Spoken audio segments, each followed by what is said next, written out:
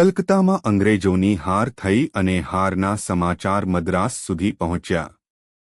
ક્લાઇવના નેતૃત્વ હેઠળ અંગ્રેજી સેના મોકલાઈ. નવાબના સેનાપતિ મીરજાફરને અંગ્રેજોએ નવાબ બનાવવાનું વચન આપ્યું. બંગાળના શાહુકારો જગત શેઠ, રાય દુર્લભ અને અમીચંદને પોતાની તરફેણમાં કરી લીધા. માર્ચ 1757માં ફ્રેન્ચ વસાહત પર આક્રમણ કર્યું અને નવાબના સ્વાભિમાનને પડકારવામાં આવ્યું. 23 જૂન 1757ના રોજ પ્લાસીના મેદાનમાં યુદ્ધ થયું. મીરજાફરના વિશ્વાસઘાતથી નવાબની સેનાની હાર થઈ.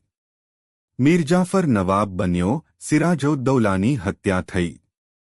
અંગ્રેજોને 24 પરગણાની જાગીર મળી અને જકાત વગર વેપાર કરવાની છૂટ મળી. પ્લાસી યુદ્ધ પછી અંગ્રેજો વેપારીથી શાસક બન્યા અને ભારતના વિજયનો માર્ગ ખુલ્યો બન્યો. ઈ. 1818 સુધી આખું ભારત અંગ્રેજી શાસન હેઠળ આવ્યું.